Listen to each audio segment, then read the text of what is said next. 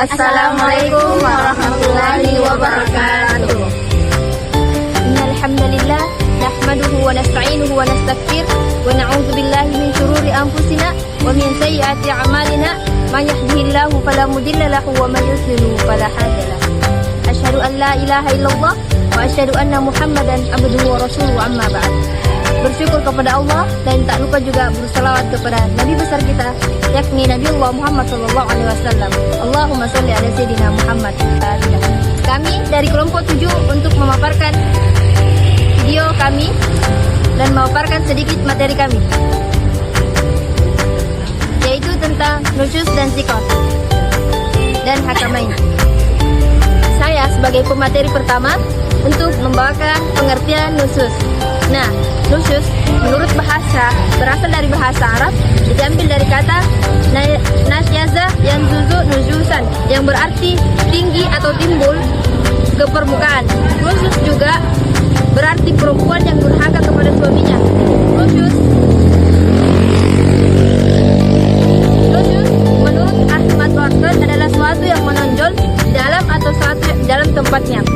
Dan jika konteksnya dikaitkan dengan hubungan suami istri, dapat diartikan sebagai sikap istri yang durhaka kepada suaminya. Sedangkan secara terminologi, nusyuz ini adalah pembangkang seorang wanita terhadap suaminya yang dapat hal-hal melanggar kewajiban Allah. Sekian dari saya lanjutkan kepada pemateri kedua. Baik, selanjutnya saya dari pemateri kedua akan membahas macam-macam nusyuz. Yang pertama, nusyuz istri terhadap suami. Bentuk nusyuz istri terhadap suami adalah yang pertama, nusyuz dengan ucapan adalah apabila biasanya kalau dipanggil maka ia menjawab panggilan itu, atau kalau diajak bicara dia biasanya bicara dengan sopan dan dengan ucapan yang baik.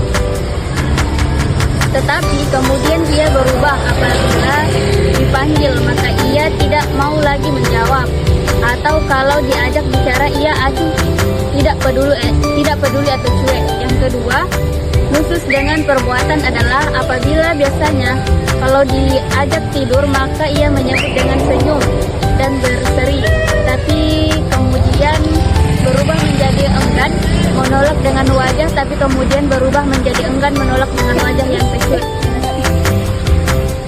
Yang kedua, tindakan yang dilakukan suami ketika istri nusyuz. Allah telah menetapkan hukuman bagi wanita yang melakukan nusyuz jika ia tidak bisa lagi untuk dinasehati.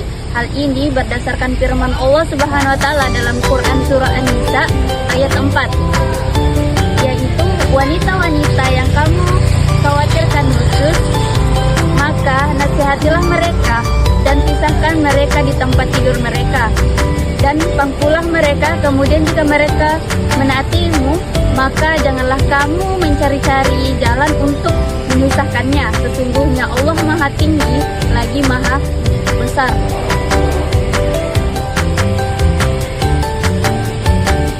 Bagi suami, jika telah jelas bahwa istrinya nusyuz karena dengan berpalingnya perilaku istri sehingga ia membangkang dan durhaka dengan melakukan dosa dan permusuhan, kesombongan dan tipu daya dalam menjawab suami untuk menempuh 3 tahap sebagai berikut. Yang pertama, menasehati istri.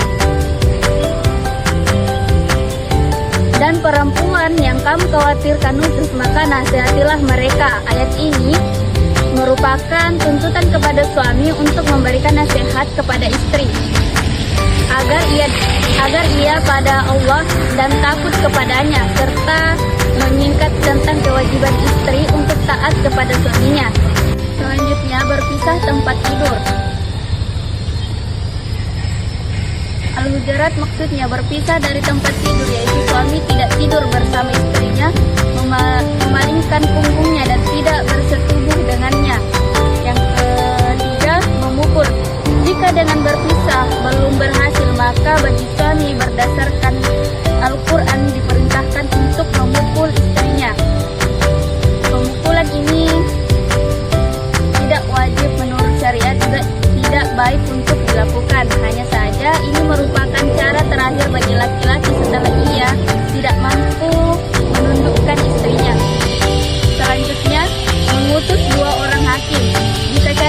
di atas telah ditempuh namun tidak berhasil, dan pada akhirnya masing-masing berdakwa berbuat aniaya dan tidak ada bukti bagi keduanya, maka permasalahan dibawa kepada hakim agar diutus 2 orang hakam kepada suami istri tersebut. Baik, selanjutnya pembahasan mengenai siko. Kata siko berasal dari bahasa al-syam yang berarti perselisihan, perpecahan, permusuhan, pertentangan, atau persengketaan. Siko menurut Irfan Sikon adalah keadaan perselisihan yang terus-menerus antara suami istri yang dikhawatirkan akan menimbulkan kehancuran rumah tangga atau putusnya perkawinan. Oleh karena itu, diangkatlah 2 orang penjuru pendamai atau hakam untuk menyelesaikan perselisihan tersebut. Shiko timbul apabila suami atau istri atau keduanya tidak melaksanakan kewajiban yang mesti dipikulnya. Apabila suami istri sudah tidak mampu menyelesaikan konflik tersebut, maka menjadi kewajiban jemaah kaum muslim dengan memprioritaskan kewajiban keluarga kedua belah pihak untuk mendamaikannya. Shiko dalam penjelasan pasal 76 ayat 1 Undang-Undang Nomor 7 Tahun 1989 diartikan sebagai perselisihan yang tajam dan terus-menerus antara suami istri. Pengertian Shiko yang dirumuskan dalam peraturan perundang-undangan tersebut sudah memenuhi pengertian yang terkandung dalam surah An-Nisa ayat 35. Pengertian dalam undang-undang ini mirip dengan apa yang dirumuskan dalam penjelasan pasal 39 ayat 2 huruf F Undang-Undang Nomor 1 Tahun 1974. Pasal 19 huruf F PP Nomor 9 Tahun 1975. Pasal 116 Komplikasi Hukum Islam antara suami dan istri terus-menerus terjadi perselisihan dan pertengkaran dan tidak ada harapan akan hidup rukun lagi dalam rumah tangga. Ketika siko terjadi antara suami istri dalam suatu rumah tangga dan permusuhan di antara keduanya semakin kuat dan dikhawatirkan terjadi firqah dan rumah tangga mereka nampak akan runtuh, maka hakim mengutus 2 orang hakam untuk memberi pandangan terhadap problem yang dihadapi keduanya dan mencari maslahat bagi mereka baik tetap atau berakhirnya rumah tangga. Jika memang yang lebih maslahah adalah talak, maka diputuskanlah perkaranya oleh hakim sebagai talak bain, karena tidak ada cara lain untuk menghilangkan kemadorotan kecuali dengan jalan tersebut. Karena apabila diputuskan dengan talak roj'i yang memungkinkan untuk rujuk dalam masa iddah, dan itu berarti akan kembali kepada mudarat yang telah dialaminya. Baik, materi selanjutnya yaitu hakamain. Hakamain merupakan bentuk tasniyah dari hakam yang berarti pendamai. Nah, yakni seorang hakam dari pihak suami dan pihak seorang istri untuk menyelesaikan kasus. Apabila dalam sebuah rumah tangga terjadi konflik atau perbedaan antara suami dan istri yang mengakibatkan terjadinya perceraian, maka hendaklah diselesaikan dengan cara pengadilan. Penyelesaian sengketa atau sikat tersebut dilakukan dengan cara mengangkat hakam.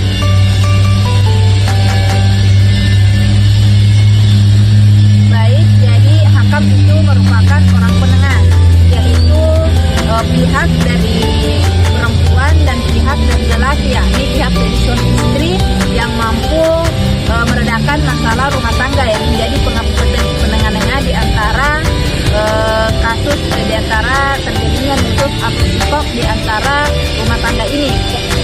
Baik, mungkin hanya itulah yang sempat kami sampaikan dalam kelompok 7. Kurang dan lebihnya mohon dimaafkan. Akhirul kalam, Faizah Farasa Bangsa, Assalamualaikum warahmatullahi wabarakatuh. Selesai.